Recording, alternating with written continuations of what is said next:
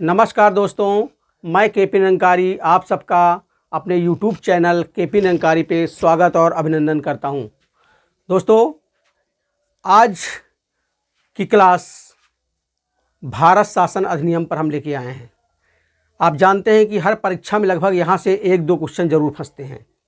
ठीक दोस्तों, तो केवल मात्र आधा घंटा हमें आप टाइम देंगे और आधे घंटे में हम आपको पूरा कंप्लीट करा देंगे।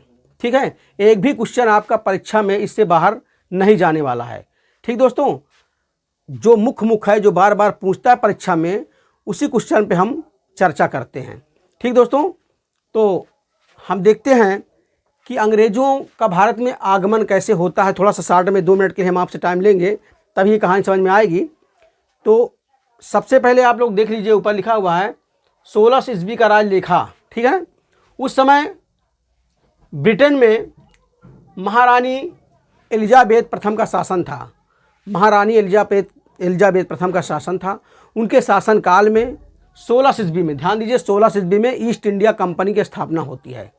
ठीक है, और ईस्ट इंडिया कंपनी को स्थापना करने के बाद महारानी एलिजाबेथ प्रथम पूर्वी देशों में 15 साल के लिए व्यापार करने के लिए आदेश पत्र देती हैं और वहीं से ईस्ट इंडिया कंपनी का कार्यक्रम स्टार्ट होता है। ध्यान दीजिए आप लोग, ये क्वेश्चन बार बार पूछा जाता है कि कितने सालों के लिए, ठीक है ना, पूर्वी देशों में 15 वर्षों के लिए, ध्यान दीजिएगा, पूर्वी देशों में 15 वर्षों के लिए व्यापार करने का अधिकार मिल जाता है। कौन देते हैं? महारानी एलिजाबेथ प्रथम। ध्यान दीजिए, जो परीक्षा में आता है मैं वही नाम बता रहा हूँ। इसमें तीन क्वेश्चन इसमें बनते हैं। एक बनता है 16 ईस्वी में बनता है, एक बनता है महारानी एलिजाबेथ प्रथम के शासनकाल में, और तीसरा बनता है पूर्वी देशों में 15 वर्षों के लिए व्यापार करने का अधिकार मिलता है। ठीक है, ये ध्यान दीजिए। कभी कभी ये भी पूछ लेता है कि उस समय गवर्नर सहित 24 सदस्य बनाए गए थे। ईस्ट इंडिया कंपनी जब स्थापना हुई तो गवर्नर सहित एक गवर्नर बना और उप गवर्नर बने, तो टोटल कुल मिला के 24 सदस्यों में थे। ठीक है, अब हम आगे देखते हैं कि यहाँ भारत में आने के बाद इन लोगों ने किस तरह यहाँ मतलब कि कौन कौन सा अधिनियम यहाँ पर बनाए। ठीक है ना, तो अधिनियम बनाने से पहले हम देख लेते हैं कि इनका यहाँ पर कब्जा कैसे होता है। ध्यान दीजिए थोड़ा सा, 2 मुख्य युद्ध होते हैं।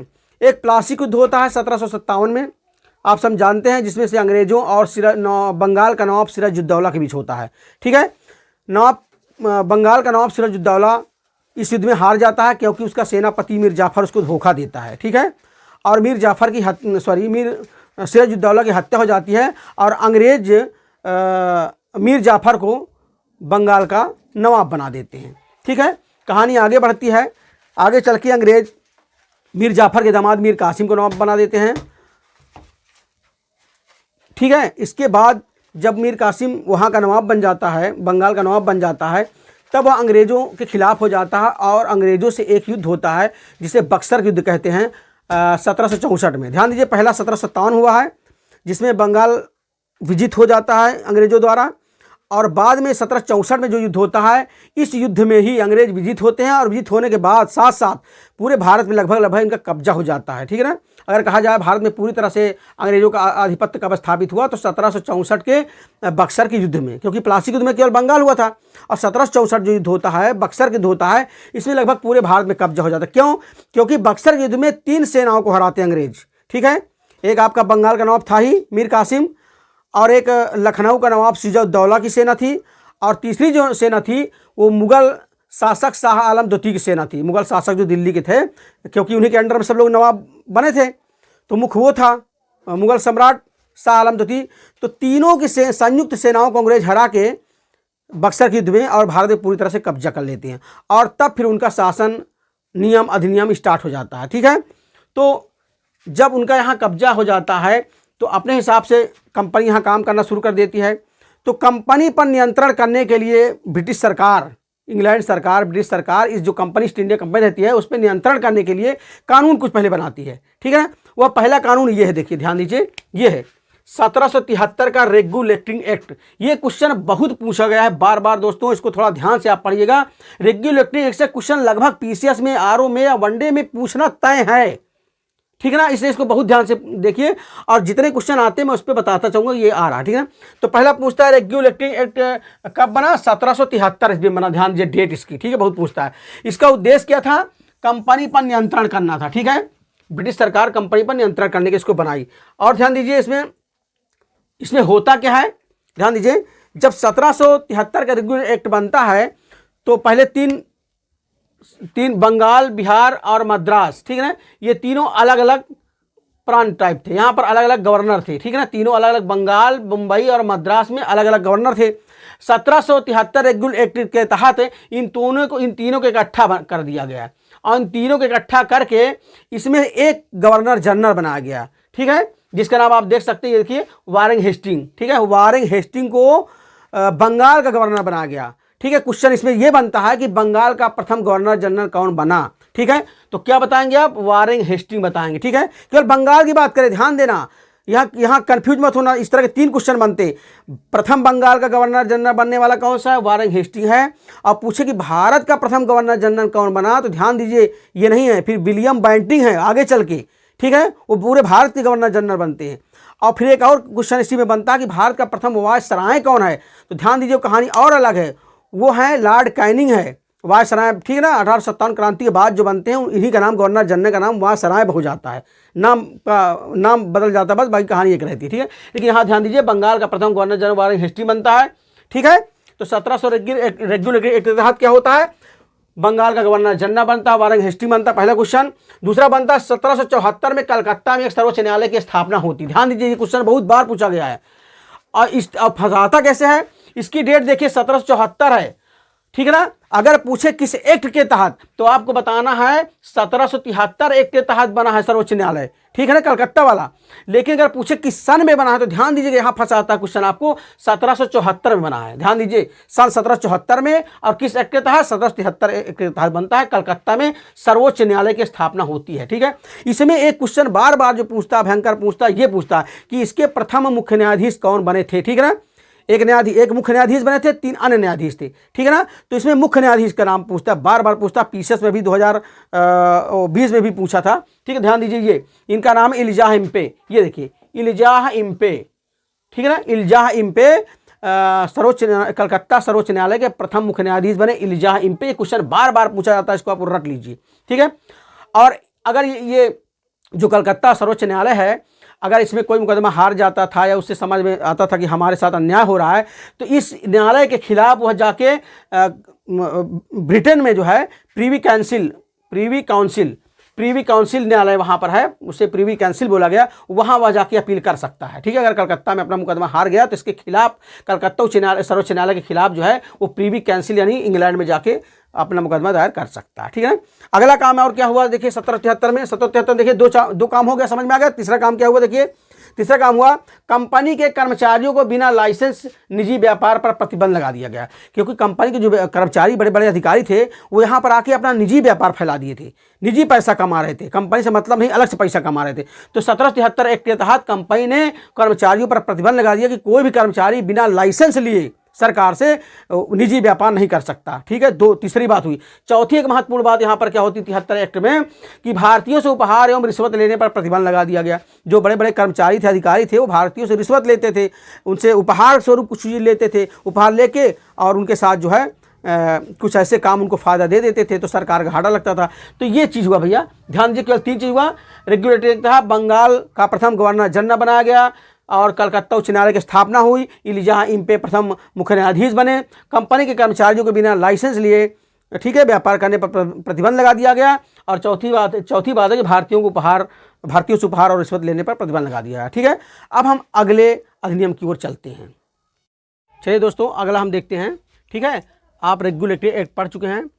अब क्या होता है कंपनी में सुधार के लिए, ठीक है, जो व्यापारिक कंपनी थी ईस्ट इंडिया कंपनी, उसमें सुधार के लिए, ठीक है, पिट्स इंडिया एक्ट आता है, ठीक है। ध्यान दीजिए ये क्वेश्चन का इसमें अक्सर ज़्यादा डेट पूछा जाता है, ठीक है ना। ये पिट्स इंडिया एक्ट 1784, ठीक है, इसमें अधिकतर केवल डेट पूछा जाता है कि पिट्स इंडिया एक्ट कब आया, ठीक है ना। 1784 में इसकी डेट याद कर लीजिएगा, ठीक है ना। अध्ययन दीजिए, यह कंपनी द्वारा अधिकृत भारतीय क्षेत्रों का पहला दस्तावेज है। जो ब्रिटिश सरकार का ये यहाँ के जो कंपनी जो क्षेत्र को अधिकृत की है, भारतीय देशी क्षेत्र को, उसके लिए पहला ये दस्तावेज है एक प्रकार से, ठीक है ना, पिट्स इंडिया एक्ट। ध्यान करिएगा। अगला देखिए इसमें छोटे छोटे क्या काम हुए, थोड़ा देख लीजिए, जानकारी कर लीजिए, कभी कभी पूछ लेता है इसको भी, ठीक है ना। आगे देखिए, कंपनी के व्यापारिक एवं राजनीतिक क्रियाकलापों को अलग कर दिया गया। ध्यान दीजिए, पिट्स इंडिया एक्ट के द्वारा कंपनी के व्यापारिक और राजनीतिक क्रियाकलापों को अलग कर दिया, क्योंकि कंपनी पर राजनीतिक क्षेत्र भी भारत में देखती थी और व्यापारिक काम भी देखती थी। अब दोनों को अलग कर दिया गया। ठीक है, व्यापारिक काम को जो है व्यापारिक निदेशक मंडल के हाथ सौंप दिया गया और राजनीतिक कार्य को इंग्लैंड में 6 सदस्यीय नियंत्रण मंडल बनाया गया। ठीक है, दोनों को अलग अलग काम बांट दिया गया। ये देखिए, पहला आपका ये हो गया, दूसरा काम। तीसरा काम क्या हुआ, गवर्नर जनरल को प्रांतीय सरकारों को बर्खास्त करने का अधिकार दिया गया। जो गवर्नर जनरल था उस समय, उसके अंतर्गत कई प्रांतीय सरकारें थी, अलग अलग प्रांत में सरकारें बनी थी जो ब्रिटिश सरकार द्वारा नियुक्त की गई थी शासन चलाने के लिए। तो गवर्नर जनरल के अनुसार यदि उनका कार्य क्रियाकलाप नहीं होता था तो गवर्नर जनरल को अधिकार दिया गया इसके तहत कि उन राज्य सरकारों को वो बर्खास्त करके किसी दूसरे को सौंप सकता था सत्ता। ठीक है ना, ये चीज़ हुआ। तीसरी बात क्या थी, गवर्नर जनरल को देशी राजाओं से युद्ध अथवा संधि करने हेतु कंपनी के डायरेक्टरों से अनुमति लेनी पड़ती थी। जैसे गवर्नर जनरल जो भारतीय राजा, देशी राजा थे, उनसे युद्ध करना हो या उनसे संधि करना हो, कोई समझौता करना हो, तो कंपनी के डायरेक्टरों से पहले वह अनुमति ले, तब ऐसा कर सकता था। ठीक है, ये पिट्स इंडिया एक्ट के तहत आता। ठीक है, पिट्स इंडिया एक्ट 1784, इसकी डेट अधिकतर पूछता। ठीक भैया, अब अगली ओर देखते हैं। ठीक है, देखिए पिट्स इंडिया एक्ट के बाद जो है 1793 का चार्टर एक्ट आता है। ठीक है ना, 1793 का चार्टर एक्ट आता है। इसमें 2 बातें महत्वपूर्ण है। ठीक है, पहली बात क्या है, कंपनी के अधिकारों को पुनः 20 वर्ष के लिए बढ़ा दिया गया। आप पढ़े ना, शुरू में रानी एलिजाबेथ ने 15 वर्षों के लिए व्यापार करने के लिए छूट दी थी ना पूर्वी देशों में। ठीक है ना, अब इस एक्ट के तहत क्या हुआ कि 20 वर्षों के लिए पुनः छूट दे दी गई और 20 वर्ष और बढ़ा दिया गया। व्यापार करने के लिए 20 वर्ष का और समय दे दिया गया। ठीक है ना, 20 वर्षों के लिए पुनः समय को बढ़ा दिया गया। ठीक है, दूसरी बात इसमें क्या हुआ, 1793 चार्टर एक्ट में दूसरी बात क्या हुई है, दूसरी बात हुई है नियंत्रण मंडल को वेतन भारत के राजस्व से दिया जाने लगा। ठीक है, जो नियंत्रण मंडल था इंग्लैंड में बैठा था 6 सदस्यीय नियंत्रण मंडल ना, भी आप पढ़े ना अगले में कि व्यापारिक कार्य और राजनीतिक कार्य को बांट दिया गया। तो जो राजनीतिक कार्य के लिए नियंत्रण मंडल की स्थापना हुई थी इंग्लैंड में, 6 सदस्य थे, उनको वेतन और भत्ता इंग्लैंड से ना देके भारत के राजस्व से दिया जाने लगा। भारत के राजस्व से, यानी यहाँ से भारत से दिया जाने लगा। काम वहाँ करते थे लेकिन तनख्वाह उनकी यहाँ से मिलती है। ठीक है ना, ये देखिए 2 काम यहाँ पर हुआ। ठीक है, अब हम आगे देखते हैं 1813 का राजलेखा। ठीक है, सबसे महत्वपूर्ण पूरे परीक्षा, मतलब इसमें जो है जो भारत शासन अधिनियम में सबसे महत्वपूर्ण अगर देखा जाए तो 1813। ठीक है ना, 1813, जैसे 1813, 1835, 1819 ये महत्वपूर्ण है। ध्यान दीजिए, इसको बहुत ध्यान से पढ़ना है, बल्कि वो तो बहुत कम ही पूछा जाता है, लेकिन ये वाला बहुत ज़्यादा अधिक से अधिक मात्रा में ये पूछा जाता है। ठीक है, 1813 का राजलेखा में क्या होता है, देखिए भारत में ईसाई धर्म प्रचार करने के लिए ईसाई मिशनरियाँ आती हैं। ठीक, ध्यान देना, ईसाई मिशनरियों को ईसाई धर्म के प्रचार प्रसार के लिए वहाँ की सरकार उनको आदेश देती है कि हाँ भारत में जाएं, ईसाई धर्म का प्रचार प्रसार करें। ठीक है ना, तो ध्यान दीजिए, क्वेश्चन कई बार आ गया है, ईसाई मिशनरियों का प्रचार हेतु भारत में आना कब होता है, 1813 के राजलेखा में अधिकार मिलता है। ठीक है ना, पहला। और दूसरा जो सबसे महत्वपूर्ण है, जो सबसे ज़्यादा आज तक पूछा गया है इसमें 1813 वाले में, ये है कि भारतीयों की शिक्षा के लिए प्रतिवर्ष 1 लाख रुपए की व्यवस्था करना। ठीक है, ठीक है ना, इस राजलेखा के तहत भारत में शिक्षा व्यवस्था को बढ़ाने के लिए प्रतिवर्ष 1 लाख की व्यवस्था किस अधिनियम में भैया की गई है, किस राजलेखा में, तो 1813 में। इसको ध्यान करना, सबसे अधिक ये पूछा जाता है, 1 लाख प्रतिवर्ष, ध्यान देना, 1 लाख रुपए प्रतिवर्ष। ठीक है, ये ध्यान देना। अगला क्या है, तीसरा नंबर क्या होता है, हाँ ध्यान दीजिए, ये भी क्वेश्चन बहुत ज़्यादा पूछा था, ये वाला बहुत ज़्यादा मात्रा में ये भी पूछा जाता है। ठीक है ना, इस अधिनियम के तहत, इस राजलेखा के तहत कंपनी के एकाधिकार को समाप्त कर दिया जाता। ध्यान दीजिए, पहले कंपनी केवल पूरा व्यापार करती थी, अब कंपनी के एकाधिकार को समाप्त कर दिया गया। अब ब्रिटेन के कोई भी व्यापारी आदमी यहाँ पर लाइसेंस लेके आके व्यापार कर सकता है, लेकिन कंपनी पे अभी 2 चीज़ का अधिकार बना हुआ है, ध्यान करिएगा। एक चाय का, यानी चाय का व्यापार कोई नहीं कर सकता, केवल कंपनी करेगी। और एक बगल में हमारा जो पड़ोसी देश चीन है, हमारा जो पड़ोसी देश चीन है, चीन के साथ व्यापार केवल कंपनी करेगी। कंपनी चाय का व्यापार करेगी और चीन के साथ निर्यात माल करेगी। ठीक है, ये 2 चीज़ कंपनी के अंडर निजी तौर पे था, एकाधिकार था, बाकी सब एकाधिकार हटा दिया गया। लेकिन अभी आप जब पढ़ेंगे 1833 का राजलेखा अधिकार, तो उसमें चाय और चीन के साथ व्यापार सारा कुछ समाप्त हो जाएगा, कंपनी को पूरी तरह से फुर्सती मिल जाएगी अभी आगे चल के। ठीक है ना, पूरे एकाधिकार पूरे छीन लिए जाएंगे। ठीक है, तो अभी आप देखिए 1813 में क्या क्या हुआ, ईसाई मिशनरियाँ का भारत में प्रचार के लिए आना हुआ, भारतीयों की शिक्षा के लिए 1 लाख प्रतिवर्ष व्यवस्था की गई। तीसरी बात क्या कि कंपनी के एकाधिकार को समाप्त कर दिया गया, केवल चाय और चीन के साथ व्यापार करने के अलावा। ठीक है, अगला हम देखते हैं। अब हम अगला देखते हैं। अभी आप 1813 राजलेखा पढ़े हैं, अब आप पढ़ेंगे 1833 का राजलेखा। ठीक है, 1813 के राजलेखा में आपने क्या पढ़ा कि कंपनी के एकाधिकार को समाप्त कर दिया गया था, केवल चाय का व्यापार और चीन के साथ व्यापार करने का अधिकार था बस। ठीक है, ध्यान दीजिए यहाँ पर 1833 में आके वो भी छीन लिया जाता है। कंपनी का एकाधिकार पूरी तरह से अगर समाप्ति की बात पूछे क्वेश्चन तो 1833 करना है। ठीक है, तो ध्यान दीजिए। और पहली बार पूछे कब समाप्त किया गया था एकाधिकार, तो फिर 1813 आपको करना है। ध्यान दीजिएगा। देखिए अब 1813 राजलेखा में क्या क्या हुआ। कंपनी का एकाधिकार को पूरी तरह से समाप्त कर दिया गया। पहला, कंपनी के एकाधिकार को पूरी तरह समाप्त कर दिया गया। जो चाय और चीन के साथ व्यापार था, कहानी वो भी खत्म। ठीक। दूसरा देखिए क्या हुआ, बंगाल के गवर्नर जनरल को पूरे भारत के गवर्नर जनरल बनाया। ध्यान दीजिए। दूसरी बात क्या हुई, 1833 राजलेखा में भारत बंगाल का जो गवर्नर जनरल था, पहले केवल बंगाल गवर्नर जनरल होता था, सब देख रेख करता था वो जहाँ जहाँ प्रांत थी, लेकिन अब बंगाल के गवर्नर जनरल का पद समाप्त करके पूरे भारत का गवर्नर जनरल एक बनाया गया। ठीक है, पूरे भारत का। और पहला भारत का गवर्नर जनरल कौन बना, लॉर्ड विलियम बेंटिंग। ध्यान करना आप लोग। ठीक है, अभी ना मैं सबसे पहले बताया हूँ आप लोग को इसी लेक्चर में पहले कि पहला बंगाल गवर्नर जनरल, पहला भारत गवर्नर जनरल, पहला भारत का वायसराय, तो वही चीज़ है। भारत का पहला गवर्नर जनरल बनते हैं लॉर्ड विलियम बेंटिंग बनते हैं 1833 अधिनियम के तहत। ठीक है, और यही लॉर्ड विलियम बेंटिंग है जिन्होंने 1828 में सती प्रथा का अंत किया था राजा राम मोहन राय जी के साथ मिलकर। यही लॉर्ड विलियम बेंटिंग है। ध्यान देना, यही भारत के प्रथम गवर्नर जनरल बने हैं, भारत के प्रथम गवर्नर जनरल। ठीक है, चलिए अगला देखें। इसी अधिनियम के तहत, ध्यान दीजिए, इसी अधिनियम के तहत दास प्रथा का अंत किया गया। ध्यान दीजिएगा, दास प्रथा का अंत इस 1833 अधिनियम के तहत किया गया। अगर पूछे किस सन में किया गया, ध्यान देना, गलती मत करना। 1843, 1843, ठीक है ना, 1843 में दास प्रथा का अंत किया गया। उस समय गवर्नर जनरल कौन था, तो लॉर्ड एनलबरो था। ध्यान दिए, क्वेश्चन बहुत बार पूछा गया है, दास प्रथा का अंत कब किया गया, किसके शासन काल में किया गया। ठीक है, 1843 ईस्वी में लॉर्ड एनलबरो के शासन काल में। अब पूछे किस अधिनियम के तहत दास प्रथा का अंत किया गया, ध्यान देना, अधिनियम की बात अगर पूछ ले तो 1833 ही बताना। आप लोग गलती मत करना, नहीं भोगोगे फिर। और सन पूछे कब हुआ, तो 1843 लॉर्ड एनलबरो। ध्यान करना इस बात को, यही बारीक बातों में बच्चे फंस जाते हैं। ठीक है, इसलिए मैं पूरी बारीकी को अलग अलग कर रहा हूं।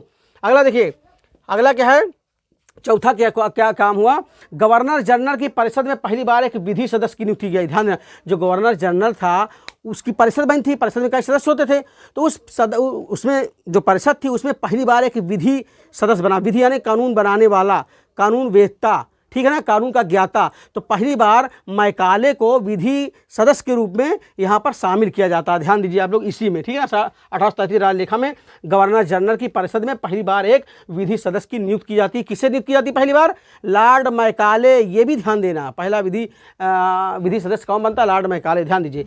अगला देखें, अगला चैप्टर देखिए, ये 1833 राजलेखा हो गया। अब हम क्या पढ़ रहे हैं, 1853 राजलेखा। थोड़ा देख लीजिए, 1853 राजलेखा। ठीक है, इसमें भी खैर कोई ज़्यादा क्वेश्चन इसने नहीं पूछा, लेकिन जानकारी के लिए आप लोग देख लीजिए। ठीक है, इसमें क्या होता है, कंपनी के कर्मचारियों को नियुक्त हो ना, कंपनी के कर्मचारी को जब नियुक्ति होती थी तो नामजदगी के स्थान होता था, नामजदगी की तरह हो, जैसे गवर्नर जनरल जिसको बोल दे अपना कि ठीक है आदमी सही है, इसको रख लिया जाए उस पद पे। ठीक है, तो रख लिया जाता था, नामजदगी होता था। लेकिन अब क्या हुआ, 1853 के राजलेखा में क्या हुआ कि प्रतियोगी परीक्षा कराई जाने लगी, कि प्रतियोगी परीक्षा होगी, जो टॉप करेगा वही उस पद पे आसीन होगा। ठीक है, ध्यान दीजिए, इसमें ही एक क्वेश्चन बनता है कि नामजदगी के स्थान पर प्रतियोगी परीक्षा कब शुरू हुई। ठीक है, तो 1853 के राजलेखा में शुरू हुआ। और फिर दूसरा क्या है, इसमें क्या काम हुआ, गवर्नर जनरल को वीटो पावर मिल गया। वीटो पावर आप जानते हैं, वीटो पावर एक स्पेशल शक्ति होती है, जैसे विधान परिषद है जो कानून बनाती थी, उस कानून बना दिया, लेकिन अगर गवर्नर जनरल को लगता है कि हाँ ये कानून सही नहीं है संचालन के लिए, तो वीटो पावर के तहत पूरे कानून को रद्द कर सकता है। विधान परिषद के जो बनाए गए कानून है उसको रद्द कर सकता है, इसे कहते हैं वीटो पावर। ठीक है, दो चीज़ भैया इसमें मिला है। ठीक, अगला हम देखते हैं, अब हम देखते हैं भारत सरकार अधिनियम 1858। थोड़ा यहाँ पर आपको कुछ समझना है, क्यों ये परिवर्तन बहुत बड़ा यहाँ पर आया। ठीक है, मतलब कि जो कंपनी के हाथ पहले पूरा था, राजनीतिक अधिकार और व्यापारिक अधिकार पूरा जो था, वो पूरी तरह से उठाकर, ठीक है, रानी विक्टोरिया के यहाँ चला जाता। क्यों जाता है, इसकी एक थोड़ी सी कहानी छोटी सी है, 1 मिनट के लिए। आप जानते हैं कि 1857 में भारत का प्रथम स्वतंत्रता संग्राम होता है। प्रथम स्वतंत्रता संग्राम बहुत बड़ा प्रथम स्वतंत्रता संग्राम होता है, पूरे भारत में चलता है लगभग जो है। तो इसलिए जो है, और ब्रिटिश सरकार काफ़ी इससे प्रभावित हुई है। ठीक है ना, आप पढ़ोगे रानी लक्ष्मीबाई वगैरह, जो तात्या टोपे, और कानपुर में नाना साहब, है ना, कुंवर बहादुर सिंह बिहार वाले 1857 क्रांति जो लड़े हैं, हजरत बेगम महल लखनऊ, है ना, ये आपकी अवध क्षेत्र की। तो इसलिए जो है 1857 क्रांति के बाद बहुत कुछ परिवर्तन किया गया, और जो यहाँ का शासन था, ठीक है ना, कंपनी का जो शासन था, भारत शासन, जो कंपनी का शासन था, उसे उठा के डायरेक्ट जो है ब्रिटिश सरकार के ताज को दे दिया गया, यानी रानी विक्टोरिया के हाथों में डायरेक्ट चला गया। कुल मिला के शासन प्रशासन अब जो चलाना हो, अब वहाँ से इंग्लैंड से बन के आएगा, ठीक है ना। और आप देख लीजिए, रानी विक्टोरिया ने पारित किया ये अधिनियम 1858 का, ठीक है, और भारत का शासन कंपनी से लेकर ब्रिटिश ताज को दे दिया गया, ठीक है। भारत का शासन कंपनी से लेकर ब्रिटिश ताज को, यानी ब्रिटेन रानी विक्टोरिया के हाथों में डायरेक्ट चला गया, ठीक है। अगला इसमें देखें, रानी विक्टोरिया ने एक घोषणा पत्र लिखा, बहुत ध्यान से आप लोग इसको थोड़ा समझिएगा। रानी विक्टोरिया ने घोषणा पत्र लिखा, ठीक है, और उस घोषणा पत्र को अधिकारों का मैग्ना कार्टा कहा जाता है। और जब ये भारत में आया घोषणा पत्र, तो उस समय यहाँ के गवर्नर जनरल जो थे वो लॉर्ड कैनिंग थे। लॉर्ड कैनिंग उस घोषणा पत्र को इलाहाबाद, ठीक है ना, यानी प्रयागराज के मिंटो पार्क में, ठीक है, संगम के पास में मिंटो पार्क बना हुआ है, मिंटो पार्क में पढ़ के सुनाते हैं, ठीक है। ये कई बार क्वेश्चन पूछा गया है कि कहाँ पर रानी विक्टोरिया का पत्र कहाँ पर पढ़ा गया, तो मिंटो पार्क में पढ़ा गया। किसने पढ़ा? लॉर्ड कैनिंग ने पढ़ा, क्योंकि उस समय लॉर्ड कैनिंग थे, ठीक है। उसी समय यानी इसी अधिनियम के तहत गवर्नर जनरल का जो पद था उसके नाम में चेंजिंग किया गया, और उसको अब गवर्नर जनरल को अब वायसराय कहा जाने लगा, ठीक है। ध्यान दीजिए, अगर क्वेश्चन ये इस तरह पूछ ले कि भारत का प्रथम वायसराय कौन बना, तो ध्यान देना लॉर्ड कैनिंग बना, ठीक है। केवल मात्र उसका नाम चेंजिंग हुआ है, बाकी काम पद सब वही था, ठीक है। अब वायसराय बन गया। और देखिए इसमें क्या क्या है कि देखिए आगे लिखा ना कि महारानी की घोषणा लॉर्ड कैनिंग ने मिंटो पार्क प्रयागराज में पढ़कर सुनाया, जिसे अधिकारों का मैग्ना कार्टा कहा गया है। और कौन सी बात हुई? प्रथम वायसराय लॉर्ड कैनिंग को बनाया गया, वही नाम चेंज हुआ, बस हो गया। अगला क्या है? नियंत्रण मंडल के स्थान पर भारत सचिव की नियुक्ति की गई। पहले यहाँ पर कंपनी के नियंत्रण के लिए नियंत्रण मंडल बना था 6 सदस्यीय, इंग्लैंड में, अभी मैंने पहले बताया। अब क्या है? उसके स्थान पे भारत सचिव बनाया गया। क्या बनाया गया? भारत सचिव। और भारत सचिव की सहायता के लिए 15 सदस्य बनाए गए। ये भारत सचिव कौन होता था? इंग्लैंड में जो सरकार बनती थी, संसद होते थे, उन्हीं संसद जो सरकारें थी, सरकार में एक प्रकार से एक मंत्री होता था, भारत मंत्री कहा जाए तो, ठीक है ना। उसका काम था भारत में शासन प्रशासन देखना, ठीक है ना। ये गवर्नर जनरल को आदेश उपदेश देता था, गवर्नर जनरल पर नियंत्रण रखता था, सारा काम भारत सचिव देखने लगा, ठीक है। अब हम अगला देखते हैं। अब हम देखते हैं भारत परिषद अधिनियम 1892 भारत परिषद अधिनियम 1892 में क्या किया हुआ, ठीक है। इसमें सबसे दो चीज़ बड़ी महत्वपूर्ण दोनों पूछी जाती है। दोनों चीज़ बड़ी महत्वपूर्ण है, दो ही चीज़ लेकिन दोनों महत्वपूर्ण है। पहली क्या है कि निर्वाचन पद्धति का प्रारंभ होता है। भारत में पहली बार निर्वाचन पद्धति कब प्रारंभ होती है? वो होती है 1892 अधिनियम के तहत, ठीक है। लेकिन ये मत समझना कि इस तरह निर्वाचन, जिस तरह अब निर्वाचन होता है ना कि वयस्क मताधिकार, ऐसा नहीं, ठीक है। नगर पालिका, नगर बोर्डों में, ठीक है, नामजदगी की तरह होता था निर्वाचन, ठीक है ना। कुछ सदस्य मिलकर निर्वाचन करते थे, ठीक है ना। लेकिन निर्वाचन पद्धति शुरू हुई, ध्यान करना, भारत निर्वाचन पद्धति कब शुरू हुई? पहली बार 1892, ठीक है, याद रखना, 1892 भारत परिषद अधिनियम के तहत शुरू हुई, पहली बार ये, ठीक है ना।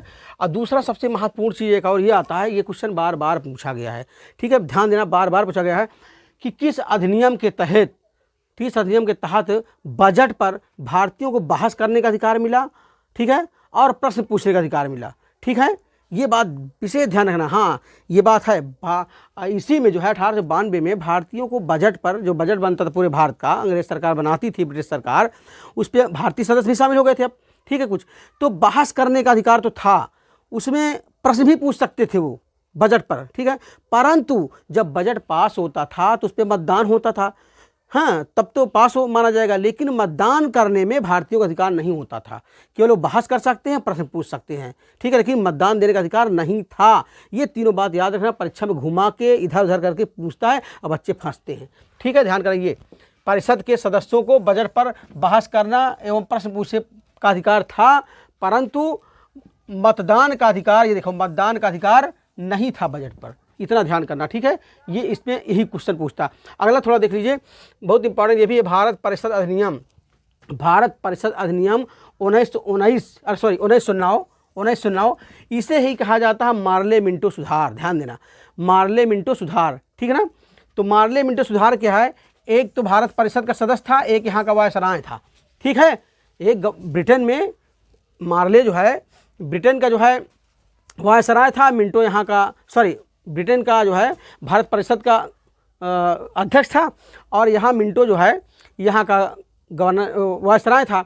तो ये उसको पत्र लिखता है, मिंटो, लॉर्ड मिंटो जो है मार्ले को पत्र लिखता है, कहता है कि हम ऐसे, ये क्वेश्चन कई बार पूछूंगा, ध्यान देना, कि हम ऐसे नाक के बीज बो रहे हैं, नाक के दांत, हम ऐसे नाग के दांत बो रहे हैं जिसका परिणाम बड़ा भयंकर होगा। अर्थात हिंदू और मुसलमानों में लड़ाने की कहानी शुरू होती है, ठीक है ना। इसे ही कहा जाता है मार्ले मिंटो सुधार। इसमें होता क्या है, जो चुनाव होता है तो मुसलमानों के लिए पृथक निर्वाचन प्रणाली लोग लागू कर देते हैं। अभी तक पूरे भारत के लोग एक होते थे, अपना निर्वाचन हो, अपना जिसको खड़ा होना चुनाव में खड़ा हो, मतदान हो। लेकिन अब क्या करते हैं, मुसलमानों के लिए अलग निर्वाचन क्षेत्र कर देते हैं ताकि हिंदू मुसलमान में आपस में लड़ाई हो और हम राज करें। यानी यही को कहा जाता है फूट डालो और राज करो की नीति। ध्यान करना, यही शुरू होती है, देखो लिखा है फूट डालो और राज करो की नीति, यही शुरू होती है, ठीक है। देखो भारत परिषद अधिनियम 1919 जिसे कहता है मार्लो मिंटो सुधार कहा जाता है। मुसलमानों के लिए पृथक निर्वाचन पद्धति शुरू की जाती है, फूट डालो और राज करो की नीति अपनाई जाती है यहीं पर, ठीक है। और दूसरी बात क्या होती है, ध्यान देना, दूसरी को महत्वपूर्ण बात होती है, दो बात यहाँ पर होती है। प्रथम बार वायसराय की परिषद में भारतीयों को शामिल किया जाता है। जो वायसराय था, गवर्नर जनरल था, उसकी परिषद होती थी, तो पहले भारतीय शामिल नहीं होते थे, उसमें केवल अंग्रेज होते थे। लेकिन पहली बार इसी अधिनियम के तहत 1919 के तहत भारतीयों को शामिल किया गया। अब पहली बार किस भारतीय को शामिल किया, ध्यान देना, ये क्वेश्चन कई बार पूछ चुका है। गवर्नर जनरल की, ध्यान देना, गवर्नर जनरल की यानी वायसराय की परिषद में किसे पहली बार शामिल किया गया, तो ये भैया SP सिन्हा। ध्यान देना, ये देखो SP सिन्हा को पहली बार वायसराय की परिषद में शामिल किया गया। और क्वेश्चन अगर घुमा के इस तरफ पूछ ले कि इसी समय इसी अधिनियम के तहत, अगर इसी अधिनियम के तहत इंग्लैंड परिषद में, इसी अधिनियम के तहत इंग्लैंड में जो एक भारत परिषद नहीं बनी थी, भारत परिषद, तो उसमें जो है 2 भारतीयों को पहली बार शामिल किया गया था। वो 2 भारतीय कौन से हैं, पहले हैं KC गुप्ता, दूसरे हैं सैयद हुसैन बिलग्रामी। ध्यान देना, कौन है, KC गुप्ता और सैयद हुसैन बिलग्रामी। ध्यान देना, दोनों में कंफ्यूज ना होना। ये SP गुप्ता यहाँ के जो वायसराय थे भारत के, उनके परिषद में इनको शामिल किया गया था, SP गुप्ता। और जो इंग्लैंड में भारत परिषद बनी थी उसमें पहली बार 2 भारतीय को शामिल किया गया था, ये KC गुप्ता और सैयद हुसैन बिलग्रामी है। इतना ध्यान करना, वे वहाँ का वायसराय के साथ शामिल थे और ये इंग्लैंड परिषद के साथ शामिल थे, ठीक है। अब हम अगले चैप्टर की ओर देखते हैं। चलिए दोस्तों, अब हम अगली कड़ी में देखते हैं भारत सरकार अधिनियम 1919। ध्यान देना, भारत सरकार अधिनियम 1919, इसे मॉन्टेस्क्यू चेम्सफोर्ड सुधार भी कहा जाता है, ठीक है। ध्यान देना, 1919 भारत सरकार अधिनियम 1919, 1935, 1918, 1919 से क्वेश्चन बहुत पूछते हैं। तो 1919 तो लगभग बहुत पूछता है, ठीक है। बहुत ध्यान देना, इसमें जो इंपॉर्टेंट मैं अभी बता रहा हूँ, जो कि बार बार लगभग पूछता है, ठीक है ना, ध्यान दीजिएगा। भारत सरकार 1919 अधिनियम है, इसमें देखिए पहली बार जो है प्रत्यक्ष निर्वाचन पद्धति अपनाई गई। प्रत्यक्ष आप समझते हैं ना, जैसे हम आप वोट देने का अधिकार है ना, ठीक है ना, इसे प्रत्यक्ष यानी हम डायरेक्ट किसी को वोट देते हैं, इसे हम प्रत्यक्ष बोलते हैं। आप प्रत्यक्ष किसे बोलते हैं, जब कोई संस्था किसी को चुनती है, वो अप्रत्यक्ष होता है, ठीक है। लेकिन पहली बार जब चुनाव हुआ तो सबको अधिकार नहीं दिया गया, ठीक है ना। ध्यान दीजिएगा, संपत्ति जिसके पास संपत्ति के अनुसार और तमाम प्रकार से, ठीक है ना, इस प्रकार से कुछ लोगों को दिया गया। ध्यान दीजिए, तो पहली बार प्रत्यक्ष निर्वाचन पद्धति कब अपनाई गई, 1919 भारत सरकार अधिनियम में अपनाई गई। और दूसरी सबसे महत्वपूर्ण चीज़ है कि पहली बार महिलाओं को चुनाव में कब भाग लेने का अधिकार मिला, यानी महिलाओं को मतदान देने का कब अधिकार मिला, तो पहली बार भैया 1919 है। ये भी ध्यान देना, क्योंकि महिलाओं का क्वेश्चन बहुत ज़्यादा पूछता है इस समय, ठीक है। तो पहली बार महिलाओं को मतदान का अधिकार भैया मिला 1919 में, इसको ध्यान रखना, क्वेश्चन बहुत पूछता है, ठीक है। अगला देखिए, जो 1919 में सांप्रदायिक चुनाव पद्धति अपनाई गई थी ना, भारत हिंदू मुसलमान को बांटा गया था ना, उसमें और ज़्यादा सांप्रदायिक कर दिया गया, सांप्रदायिक में और बंटवारा किया गया। किनको किनको अब किया गया, अब सिखों के लिए भी अलग किया गया, ईसाइयों के लिए भी अलग किया गया, आंग्ल भारतीयों के लिए भी किया गया, यूरोपियों के लिए किया गया। अलग अलग जो निर्वाचन क्षेत्र था, पहले मुसलमान हिंदू अलग बांटे गए, अब क्या है 1919 में 1909 में हिंदू मुसलमान बांटा गया। यहाँ पर देखो सिख, ईसाई, आंग्ल भारतीय, यूरोपीय, यानी और विस्तार किया गया सांप्रदायिक चुनाव का, ठीक है। अगला देखिए, ये दोनों क्वेश्चन सबसे ज़्यादा इंपॉर्टेंट पूछे जाते हैं, ठीक है। ये दोनों केंद्र सरकार में दुसंदात्मक व्यवस्था अपनाई गई। पहले केंद्र सरकार में जो केंद्रीय सरकार थी गवर्नर जनरल की, एक सदस्य थी, यानी यानी केवल विधान परिषद थी, है ना, अभी आप पढ़ रहे हैं। अब क्या है, उसके स्थान पर राज्य परिषद और विधानसभा, ठीक है, ये 2 सदनी बन गई, ठीक है ना, 2 सदनी बन गई, 2 सदनी, 1 सदनी से अब 2 सदनी बन गई। इस अधिनियम में 1919 अधिनियम में केंद्र सरकार यानी जो गवर्नर जनरल सरकार थी उसमें 2 सदनी हो गई, 1 सदन से। 1 सदन का हो गया राज्य परिषद का नाम, 1 हो गया विधान परिषद, जिससे आज वर्तमान में नहीं लोकसभा और राज्यसभा है ना, वर्तमान में 2 सदनी व्यवस्था है भारत में, लोकसभा राज्यसभा है। तो उसी प्रकार उस समय 1919 में किया गया, उसका नाम उस समय राज्य परिषद और विधानसभा किया गया, ठीक है। अंतिम और एक ये पूछता सबसे ज़्यादा कि प्रांतों में द्वैध शासन लागू कर दिया गया है, ध्यान दीजिए। दूसरा और क्या किया गया, जो प्रांत है, जो प्रदेश हैं, सभी प्रदेशों में द्वैध शासन लागू किया गया, ध्यान दीजिए। 2 चीज़ हुआ, एक केंद्र में 2 सदनी व्यवस्था हुई केंद्र में, और राज्यों में क्या किया गया, राज्यों में द्वैध शासन यानी 2 प्रकार के शासन हुए, ठीक है ना, 2 लोगों का शासन हुआ अलग अलग करके। तो ध्यान दीजिए ये चीज़ हुआ। और अंतिम में जो है क्या है, भारत में एक लोक सेवा आयोग का गठन किया गया। भारत में जो आज लोक सेवा आयोग परीक्षाएं प्रतियोगी कराता है उसकी स्थापना 1919 में होती, ठीक है। लोक सेवा आयोग जो नहीं संघ लोक सेवा आयोग जो IAS की परीक्षा कराती है, लोक सेवा आयोग PCS की कराती है, इसका गठन जो है 1919 के अधिनियम में किया गया, ठीक भैया। अब अगला भारत सरकार अधिनियम 1935, ठीक है, इसको हम देखते हैं। बाकी जब संविधान पढ़ेंगे तो इसको बड़ा विस्तृत पढ़ाया जाएगा, इससे बहुत सारे चीज़ परिवर्तन किए गए, पूरा भारत का संविधान एक प्रकार से बनाया गया है, ठीक है ना। तो देखिए यहाँ पर हम केवल भारत शासन अधिनियम पढ़ रहे हैं, तो इसमें 2-3 चीज़ महत्वपूर्ण है जो बार बार पूछे जाते हैं, ध्यान आप इसको करके देखिए। आप देख रहे हैं आपकी प्रांतों में द्वैध शासन का अंत किया गया। आपको पता है कि 1919 में आप पढ़े हैं कि प्रांतों में द्वैध शासन की स्थापना की गई और केंद्र में क्या किया गया था, 2 सदनी बनी थी, है नहीं हुआ था ना अभी 1919 में। अब क्या है, जो प्रांतों में द्वैध शासन है लगाया गया था 1919 में, इसको यहाँ पर अब समाप्त कर दिया गया। प्रांतों से द्वैध शासन को समाप्त कर दिया गया, अंत कर दिया गया। और क्या हुआ देखिए, दूसरी बात हुई कि प्रांतों में स्वायत्त शासन की स्थापना की गई। अब वही चीज़ है, जो प्रांत थे, प्रदेश थे, कई प्रदेश थे ना, उसको जो है स्वायत्त शासन की स्थापना, स्वायत्त मतलब खुद अपना विधि बना सकते थे, कानून बना सकते थे, ठीक है ना, अपने हिसाब से संचालन कर सकते थे, है ना। तो इस प्रकार से 1935 में पहला हुआ कि द्वैध शासन का अंत कर दिया गया प्रदेशों से, और दूसरा किया गया कि प्रांतों से स्वायत्त शासन की अभी मेरा सर्दी बुखार दोस्तों ठीक कादिक हुआ नहीं, लेकिन आपकी परीक्षा करीब है इसलिए थोड़ा मेहनत ज़्यादा मुझे करना पड़ रहा है। तो प्रांतों में स्वायत्त शासन की स्थापना की गई, ठीक है, स्वायत्त शासन। और क्या हुआ, केंद्र में जो द्वैध शासन अभी राज्य में लागू था 1919 में, उसको हटा के अब क्या नाम है, केंद्र में कर दिया। ध्यान दीजिए 1935 में केंद्र में द्वैध शासन की स्थापना हुई। द्वैध शासन ध्यान करना, आप लोग आगे पढ़ाएंगे संविधान में द्वैध शासन क्या है। आप इतना समझ लीजिए पहले कि 1935 में केंद्रों में द्वैध शासन स्थापित किया गया और राज्यों से द्वैध शासन हटा दिया गया, ठीक है। और तीसरी बात क्या है, प्रांतों को स्वायत्त शासन की स्थापना की गई प्रांतों में। यही 3 चीज़ में बार बार पूछता, चौथी चीज़ में कुछ नहीं पूछता, ठीक है। 1919 में जो बताएं वो तो पूछता ही पूछता है। तो दोस्तों अभी आपसे थोड़ा हम 1 मिनट टाइम लेंगे, आपका अनमोल समय आपका। दोस्तों आज का चैप्टर तो फिलहाल समाप्त होता है, लेकिन मित्रों इसके अगला जो हमारा चैप्टर होगा हम धीरे धीरे संविधान आपका कवर करेंगे, और जितना हम पढ़ाए हैं उससे अगर आप पूरा उसको रट लेते हैं तो यकीन मानिए, मैं अपना अनुभव बता रहा हूँ आज 10-12 साल का, क्योंकि बार बार हम लोग PCS मेंस इंटरव्यू दे रहे हैं, इतना अनुभव है कि एक भी क्वेश्चन बाहर नहीं जाएगा। यकीन ना हो तो आप 10 साल का जो पेपर PCS का है, समीक्षा अधिकारी का है, किसी का पेपर मिला लीजिए, एक भी क्वेश्चन अगर इससे बाहर जाता है भारत शासन अधिनियम से, तब हमें आप कह सकते हैं कमेंट में, ठीक है। अगर हमारा अच्छा लगे हमारा ये जो पढ़ाया हुआ, तो मित्रों आप लोग कमेंट ज़रूर करें, और चैनल को सब्सक्राइब ना किया तो सब्सक्राइब कर लीजिए, क्योंकि दोस्तों आप सब जानते हैं इतना बड़ा हमारा स्टूडियो तो है नहीं है। हम मेहनत करके किस तरह से आपको पढ़ा रहे हैं, रात दिन हमको भी पढ़ना पड़ता है। हमारा जो लक्ष्य है आप सबको आगे ले जाने का, RO में सिलेक्शन दिलाने का। तो दोस्तों अब हम आपसे अलविदा लेना चाहते हैं, अगले वीडियो में हम फिर मिलते हैं।